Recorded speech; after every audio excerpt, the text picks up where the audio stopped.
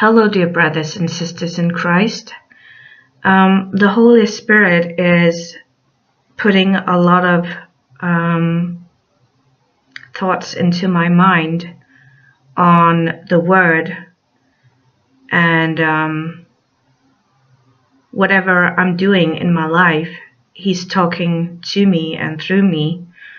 And when the Holy Spirit lays something on my heart, I follow His lead, and I know that I need to share the Word with you as He's speaking, because this is what He wants from me. And in this video, the topic is about vain imaginations and profane babblings. And I have been looking through some scripture, and I think that there are a whole lot of things, both in the Old Testament and New Testament, about us creating for ourselves thoughts that can lead us astray if we follow that thought. And this is why we need to take every thought a captive and to line it up with scripture. And if it's not found in scripture, then it's because we're wrong. So the first scripture I want to share with you is in 2 Corinthians chapter 10, verse 5. Casting down imaginations and every high thing that exalteth itself against the knowledge of God, and bringing into captivity every thought to the obedience of Christ. And all the things that we build in our heads, it might be dreams, it might be emotions, it might be a situation we've had, it might be anger, it might be rage. We actually need to bring it into captivity to the obedience of Christ, because we have Christ within us. He's changing us. And if He brings to our attention that we need to work on something, He's cutting us, and we have the free will to follow His lead, to follow His instructions. And He's not making these instructions to take us prisoners, but to make us free, because the mind that we are given when we are born is not the mind of Christ. We are born in the transgressions of sin, so we are actually dead before coming to Christ Jesus.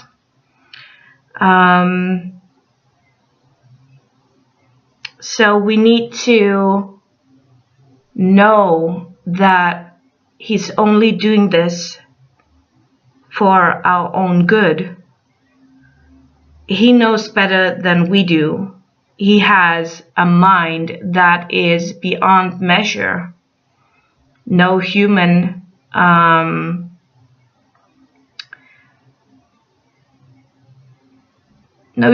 is able to have the thoughts that He has, and to understand His perfect will for us and for the world and for the earth. So He knows best. And if we have a thought that does not belong to His plan, we take it a captive, and we just say, that's a no-go, because it's not good for me. It's not good for the people around me. And the next one is 2 Timothy chapter 2, verse 16. And I guess if we take verse 15 with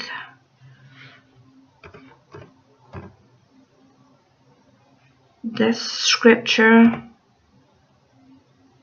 Yeah. because this is one of my favorites. So 2 Timothy chapter 2 verses 15 and 16. Study to show thyself approved unto God, a workman that needeth not to be ashamed, rightly dividing the word of truth. But shun profane and vain babblings, for they will increase unto more ungodliness. So if the enemy, and I'm not saying that it's flesh and blood, because it's not against people, but it's against the spirits, the evil spirits. But if we are in a spiritual warfare, then we need to avoid the things that they say, and avoid it in that matter, or in that manner that we just do not debate with them, do not go into a discussion with them, because they will do that on the devil's court. And if we go along with it, then we are drawn into the devil's court, and it's in the flesh. So when we fight in the flesh, it's really wrong, and we know that the devil will win, because the devil is more powerful than we are in the flesh. He made us that way. So and the next one is 1 Timothy chapter 6 verses 20 and 21. O Timothy, keep that which is committed to thy trust, avoiding profane and vain babblings, and oppositions of signs falsely so called, which some professing have erred concerning the faith. Grace be with thee. Amen. So we stick to the scripture that we trust. We stick to Jesus. We fix our eyes on him. We fix our eyes on the word of truth. And we have the Holy Spirit, once born again, to rightly divide the word for us.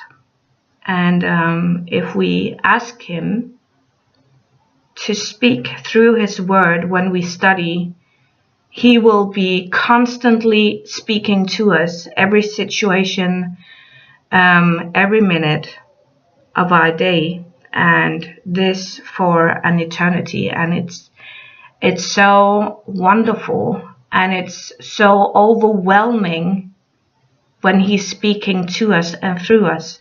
It's more than I can even put to words. We have no language or word that can describe it. It's so powerful, and it's a blessing, and it's filled with warmth and love, true love. Grace and truth go together hand in hand. And I found someone, I think it is some kind of a sermon, but someone was writing about contending for faith, the received text, once delivered to the saints, how to avoid profane babblings. And I don't know who wrote this, but I think that I will put this for a link. And here you have really a lot of sources from the Bible and Bible studies about this. And you can have a personal Bible study plan. It's actually a wonderful page if it's rightly dividing the word. If it's not, then when I'm reading, I will be told by the Holy Spirit that this is wrong. and I will share with you if it's that way. So he's writing here. And this is from 1 Timothy chapter 6 verse 20. And this science, falsely so called, he calls gnosis or gnosis. And he's even referring to 2 Timothy chapter 2 verse 16. And then he goes on to write, as the assault on the Greek Textus Receptus gains momentum, the secret doctrine of the Kabbalah will gradually replace the sound doctrine of the Bible. At the same time, the tools for refuting heresy are being removed from the church, and this void will make it impossible to contend for the faith with authority. Behold, the days come, saith the Lord God, that I will send a famine in the land, not a famine of bread, nor a thirst for water, but a hearing the words of the Lord. And this is found in Amos chapter 8, verse 11. Since believers will be left to their own deceptive imaginations, arbitrary letter meanings will supersede the authority of God's word. In those days there was no king in Israel, but every man did that which was right in his own eyes. And we know that this is wrong, and this is found in Judges chapter 17 verse 6. To provide Christians with the tools they will need to earnestly contend for the faith once delivered to the saints, the Greek Textus Receptus, we have compiled a list of Bible study resources which have proven to be helpful in our own Bible study and in our research on Bible translations. We have also included links for free online resources which provide searchable Bible translations and Bible study resources and online bookstores, where these resources can be purchased at reasonable prices. All of these resources are recommended for the sole purpose of helping the reader to ascertain in the meanings of the God's words in the Greek Textus Receptus, and to determine where various Bible translations, including other translations, modern versions and current translations based on the Textus Receptus, King James Version and New King James Version, have departed from the original text. Assuming that the reader's final authority is the Greek Textus Receptus, references to corrupt text and translations should only serve to highlight errors in various translations. But I think that the King James Version and the other Bible versions can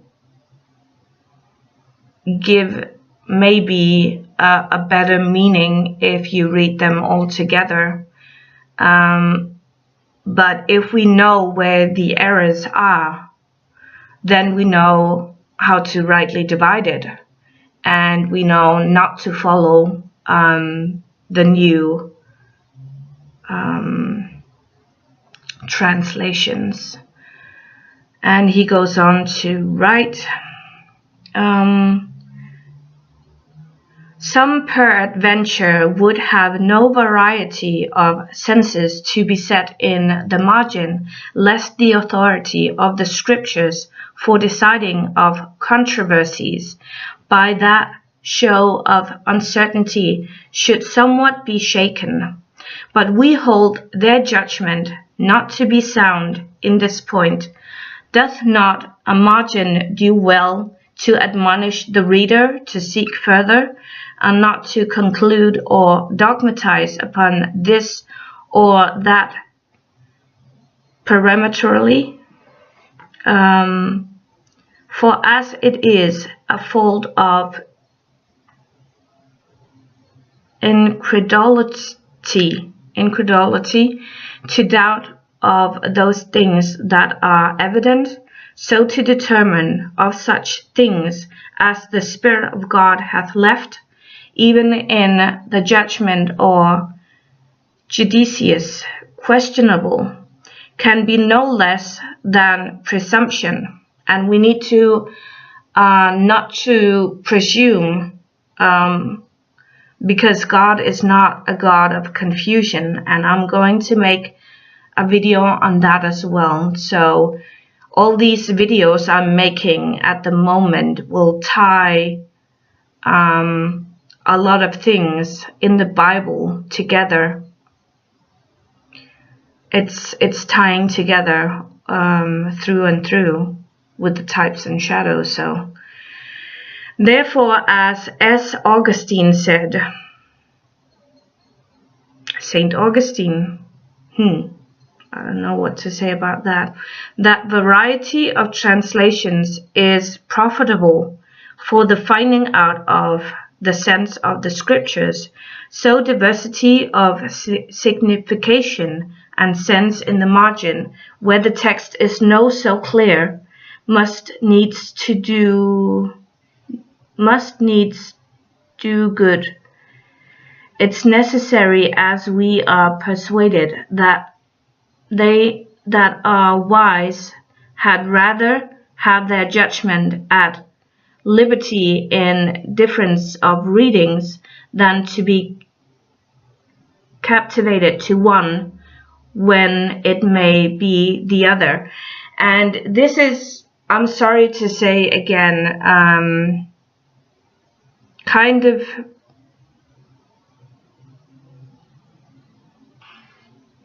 words that can be hard to interpret and to understand in its right meaning, but I understand it in that sense that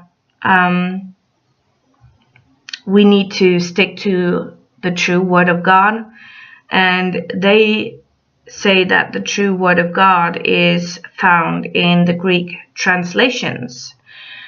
But I don't want to say that we only need to go by the Greek translations or the Greek. It's not called a translation in their eyes, but in the Greek word of God, that is the source of every Bible that is written.